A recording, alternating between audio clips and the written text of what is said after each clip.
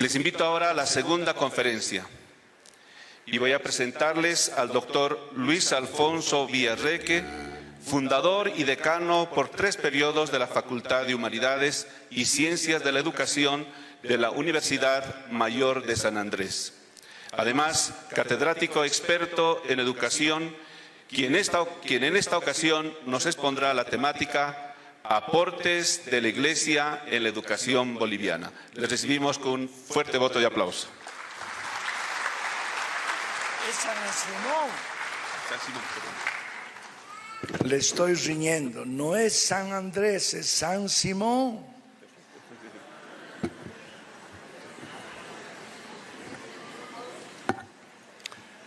Un gran pedagogo me ha enseñado a darme cuenta que después de 30, 40, 45 minutos el cuerpo necesita ponerse de pie y respirar. Y por consiguiente yo voy a pedir eso. Pónganse de pie, por favor, respire por lo menos 5 veces. Inhale profundo y exhale con libertad. Y al inhalar diga, hoy voy a aprender mucho. Hoy voy a aprender mucho. No he dicho que repita, usted nomás va a decir. Pero si quiere repetir, hágalo. Prepare su mente, dígase a sí mismo, este evento, gracias a Dios, es para que yo aprenda. Aprenda a aprender, que cada vez crezca. Bueno. Dígale al que está a su lado derecho o izquierdo, qué suerte tienes de estar a mi lado.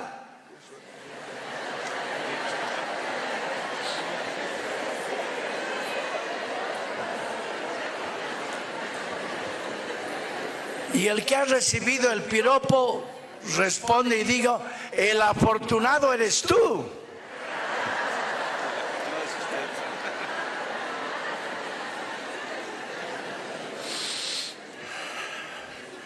Ahora, tía Ricoy, siéntese, take a seat.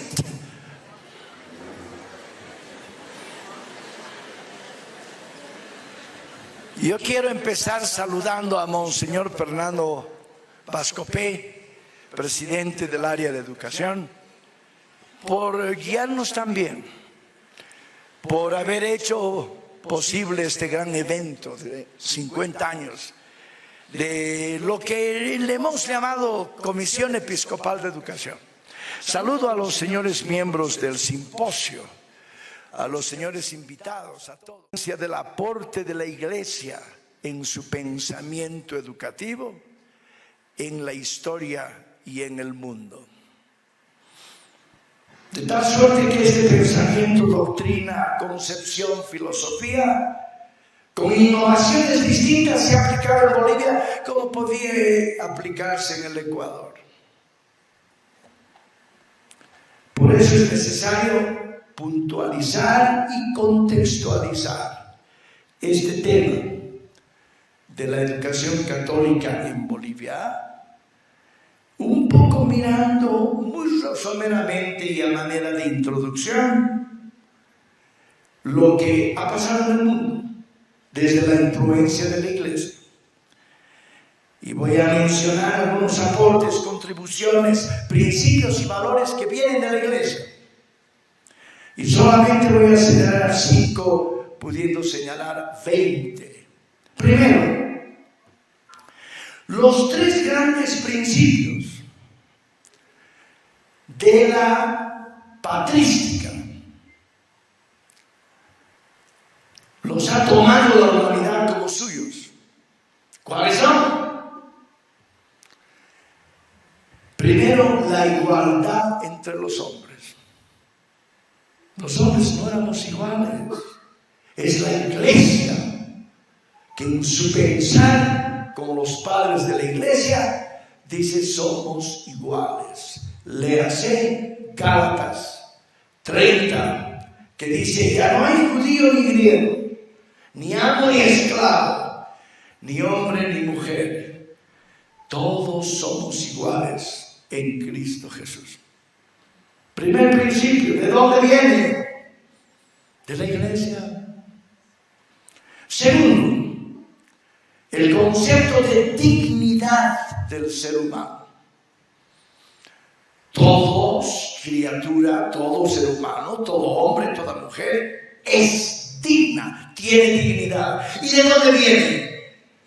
Porque piensa bien, porque siente bien, porque es buena artista, porque sabe reír. ¡No!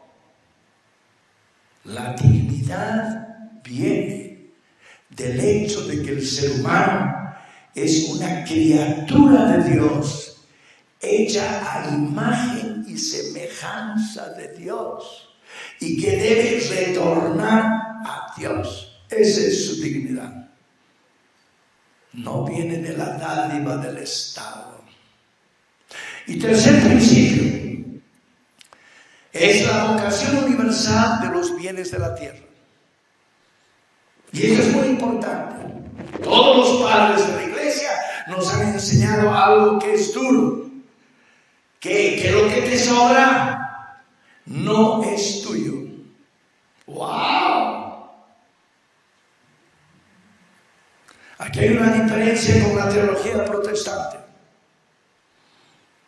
Calvino pensaba que el signo inequívoco de que me voy a salvar es que me va bien en el trabajo y en la riqueza. Tengo bienes y puedo tener infinitamente esos bienes.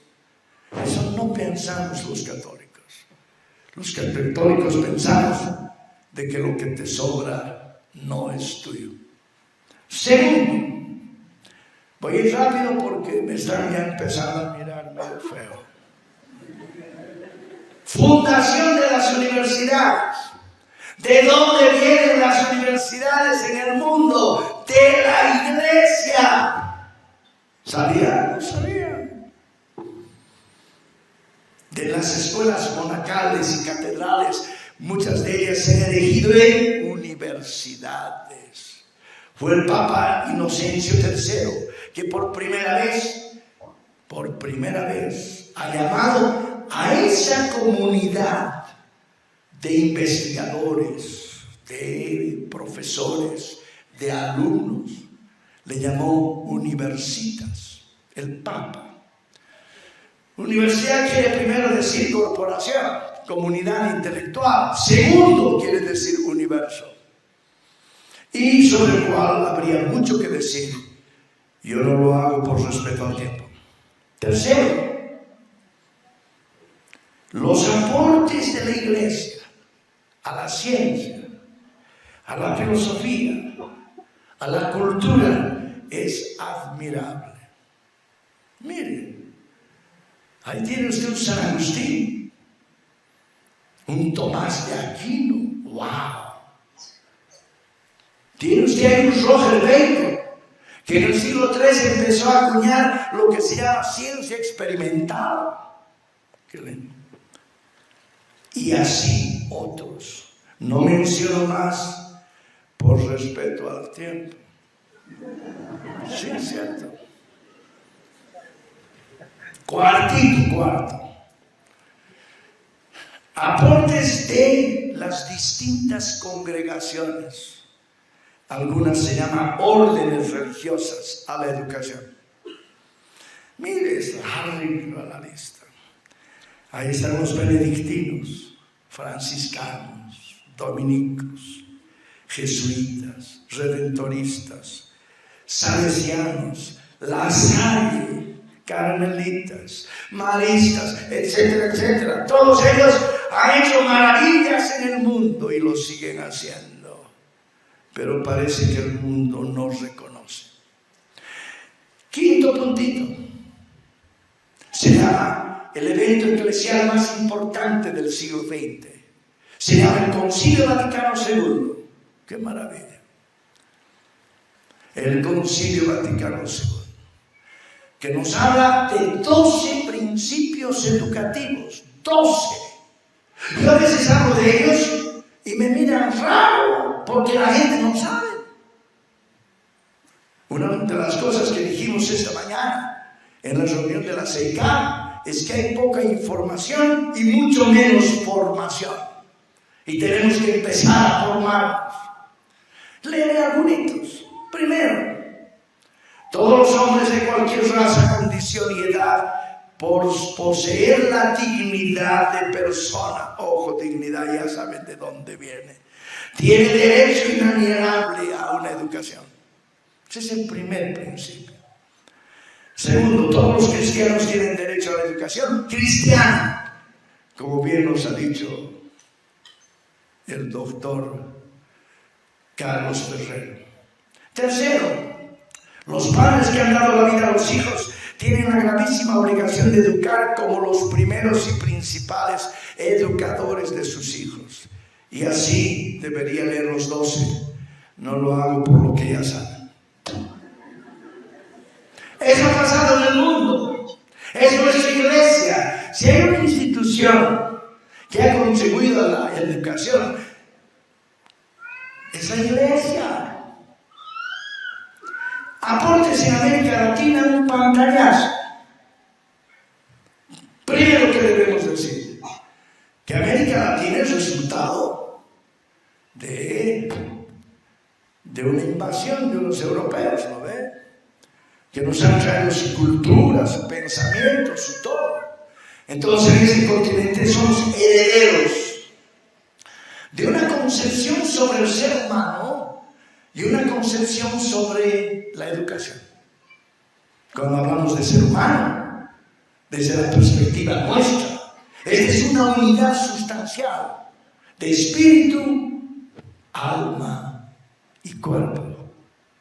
Ojo, espíritu no es igual al alma y cuerpo, y que están en 7 dimensiones, 5 que pertenecen al alma, el espíritu y el cuerpo. ¡Qué belleza!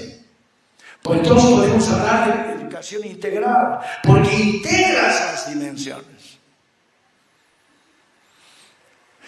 La concepción de la educación. En América Latina ha habido grandes. Y siempre la educación es un proceso de formación de personas. Estos conceptos son nuestros. Entonces, primero, somos herederos de concepciones de la historia de la iglesia en América Latina. Segundo, la fundación de universidades en América Latina. La primera universidad, 1535, es la Universidad de Santo Tomás en República Dominicana, en Santo Domingo. La segunda, San Marcos. La tercera, México. Cuarto, Santa Fe de Bogotá. Quinto, San Carlos de Córdoba, donde se hizo la reforma universitaria. Y la sexta, San Francisco Javier. Digo esto porque muchos piensan que San Francisco Javier era la primera mentira. ¿Es la primera en Bolivia? Sí. ¿Es religiosa? Sí. Pero la sexta en América Latina. Y cuando se creó esta ilustre universidad por los jesuitas, por Universidad Real Mayor y Pontificia Universidad. Ello se debe a la iglesia. De ahí nacieron los grandes próceres de la independencia. Claro. Tercero, en América Latina hemos tenido amigas y amigos. Hasta ahora, 5 reuniones del episcopado latinoamericano. 5 veces se han reunido la gran jerarquía y han pensado la realidad del mundo y nos han dado lindas orientaciones, lineamientos de respuesta. La primera fue en Río de Janeiro, en 1955. La segunda fue en 68, en Medellín, Colombia. Pero escuche bien lo que dice Medellín, porque no es así nomás. ¿Qué dice Medellín? Que el mundo en que vivimos, y en América Latina es una estructura de pecado. El pecado no es algo solo personal, no, es social, es estructural, está en el sistema. ¡Wow! Y esta estructura cultura de pecado produce injusticias, terribles injusticias que claman al cielo. Y estas injusticias son influenciadas por tres conceptos que voy a decir. Ojo, no han desaparecido, pero nosotros hemos dejado de hablar de ese modo. Tres. ¿Quién está hablando? Es la iglesia, por si acaso. Explotación, dependencia, opresión. Esa es la realidad para Medellín. Y todo esto hace que haya un subdesarrollo en el que haya desigualdades y haya distancias entre ricos y pobres.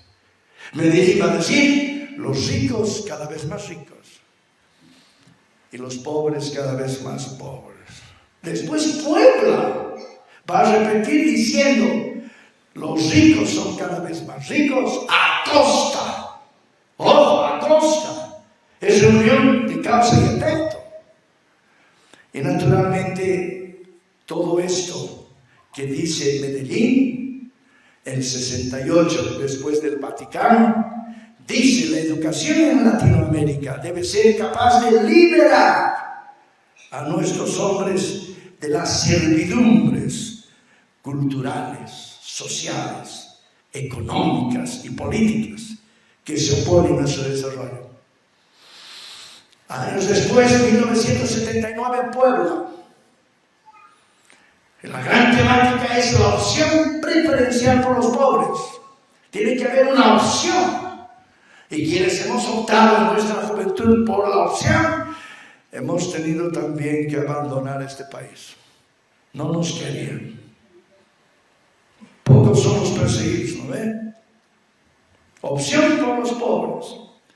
Dice Puebla, la educación debe humanizar y personalizar al ser humano. La educación evangelizadora asume y completa la noción de educación liberadora.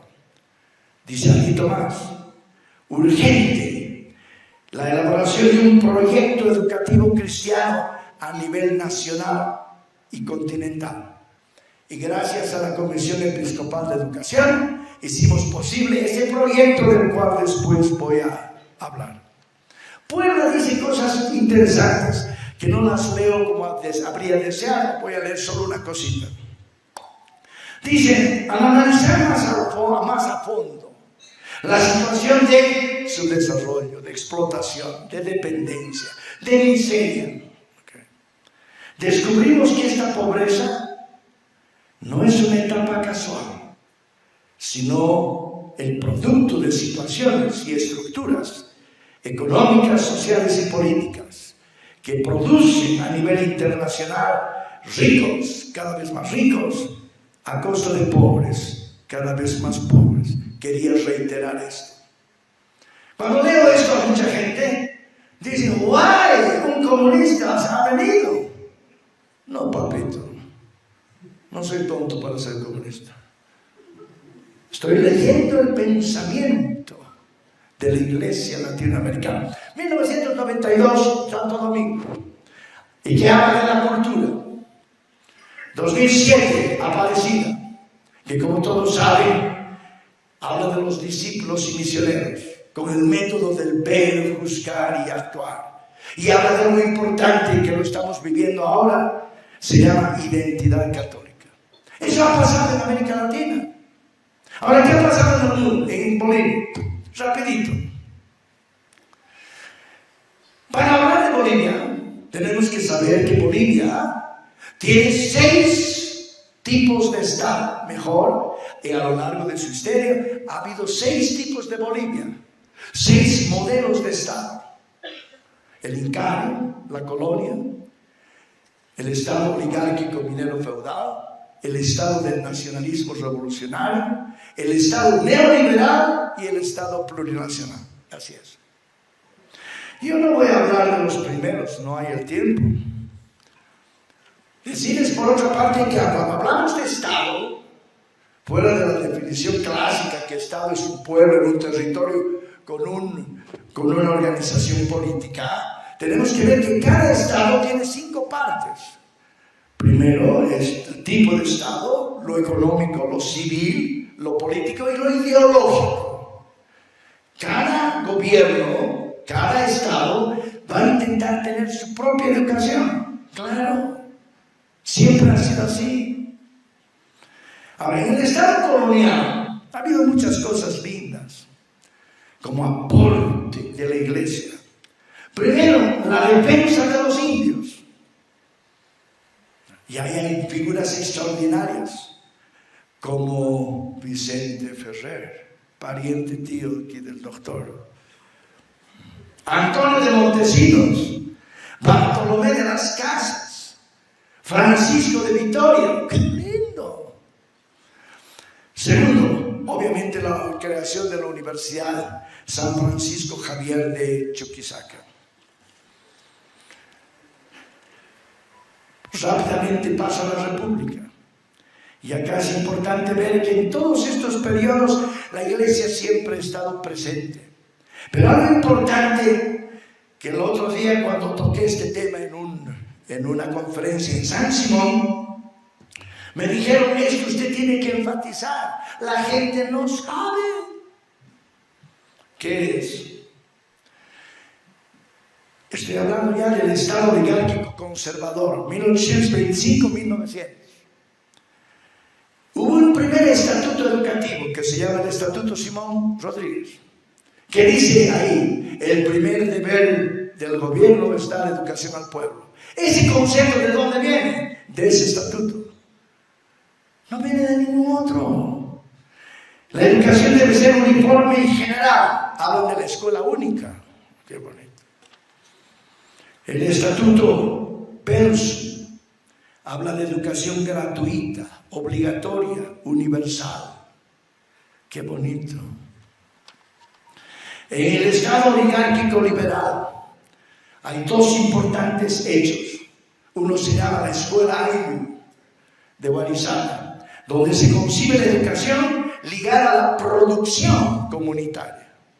De ahí viene el concepto. Y naturalmente el referéndum general de 1931, por el cual la universidad pública, llamada universidad estatal, adquiere su autonomía hasta el día de hoy y hace uso no siempre bien de la autonomía. La autonomía, amigas y amigos, está en crisis. Es una crisis terrible que podemos discutir en otro momento. Pasamos al estado del nacionalismo revolucionario. Y en esto debo decir que es la Iglesia en este periodo, que es la gran institución que hace posible la educación alternativa. Aquí entra Fe y Alegría y escuelas populares Don Bosco, escuelas de Cristo, como ninguna otra institución. En este periodo del nacionalismo revolucionario hay un importante hecho, se llama el Código Nacional de Educación, de 1955, el Código, que para esa época era una maravilla. Y las ideas que están en el Código son recogidas de la historia, no son inventos de don Víctor Paz Estenssoro. Aquí debo decirles algo importante, y es que después del Código hemos tenido 8 reformas educativas. 8. Casi cada gobierno quería tener su educación, hacer su reforma. Yo sé que es tema de otra conferencia, pero así es. Después del Código viene Barrientos con su propia reforma, viene Obando. El 70, después de Obando, 69, 70 Obando, se realiza el primer Congreso Pedagógico Nacional. ¿Qué es eso? Es el Congreso de los Maestros Normalistas, punto. No están ahí las universidades. El 71 hay una reforma llamada Integral de la Educación por Banzer.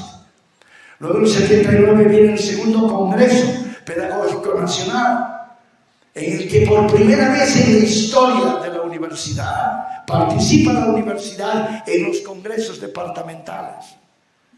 Y allá hicimos una propuesta que sigue vigente hasta el día de hoy. La lanzo nomás allá. Y es que para la Universidad Boliviana, un gran problema que nos desune con el magisterio se llama formación docente. ¿Dónde debe realizarse? Para muchos maestros normalistas, en la normal. Para la Universidad Boliviana debe hacerse en la universidad. Y las normales, pasar a la universidad, ser parte de ella. Este fue un tema que lo discutimos en el primer Congreso Nacional de Educación en 1992. Como saben, en el 81 García Meza da un golpe, pero también quería hacer su reforma, e hizo su reforma con 14 capítulos, política educativa se llamaba, y después viene el 84 la UDP, con el Plan Nacional de Acción Educativa de Bolivia. Cuando estaba la UDP, la Iglesia jugó un rol importante. Evitó otro golpe de Estado. Hay este libro de Flavio Machicano. ¿Cómo fue que la Iglesia medió e hizo posible el desastre en Bolivia? Dentro de esto hay algunos aportes importantes. Y lo primero es los 5 libros que han salido de la Conferencia Episcopal, que me encantará decir qué trata cada uno, pero no hay tiempo. Primero, la Carta Pastoral sobre Educación, la democratización de la educación, misión de la Iglesia en la educación, si la educación surgiera del pueblo. Ya estoy terminando. Porque a mí nomás me dicen, apurate a mis otros amigos, nada. Segundo, los congresos. La Iglesia ha tenido 5 congresos. ¿Quién sabe eso? Muy pocos. Y cada uno deberíamos decir qué ha tratado, cuál es su secuencia. ¿Estamos avanzando o nos reunimos y siempre empezamos de cero? Okay. Paz. Y llegamos al Estado plurinacional. ¿Qué hace Evo? Va a hacer su propia educación, su propia reforma. Así es. Fue elegido en diciembre del 2005, posesionado en 2006, en enero. En junio estamos en el Congreso. Se llama Segundo Congreso Nacional de Educación. Allí estuvimos todos. Y allá, como todos deben de saber, no nos dejaron plantear nuestra posición. Y como éramos invitados de palco, nosotros presentes a nombre de la Iglesia hemos promovido el abandono. Nos hemos salido y nos han apoyado la Universidad Boliviana, los maestros urbanos, ANDECOP, las iglesias evangélicas, y como acostumbro decir en mis charlas, es como un congreso de medicina en el cual se salen los médicos y ¿quiénes quedan? Las enfermeras, los enfermos y sus familiares. Así fue. Y es en ese congreso que nos impusieron lo que hoy se conoce como la ley Avelino Siñani y Elizardo Pérez. Y esa imposición, sobre lo cual habría que hablar mucho, ha tenido 19 versiones. La última se llama Ley 070. Amigas y amigos, esta ley Avelino Siñani hoy va a ser más y más criticada, gracias a Dios. Yo tengo toda una evaluación, pero no hay el tiempo de decirles. Más allá de cualquier consideración, hoy Bolivia necesita una nueva ley de educación que retome todo lo que hemos avanzado y podamos profundizar, pero con consenso.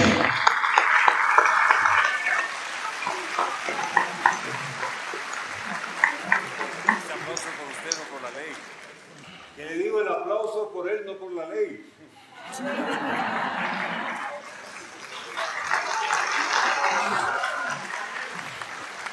Estito más diré, no es fácil hacer una reforma educativa.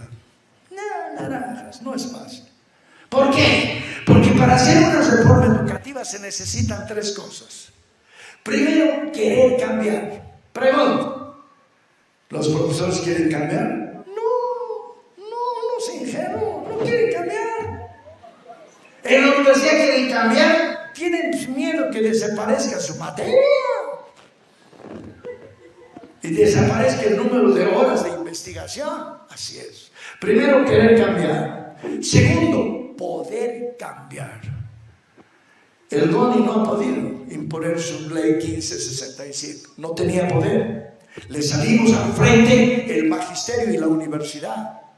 Así es, no pudieron. Y tercero, saber cómo cambiar. Y eso es importante y en consenso. Muchas gracias por vuestra atención.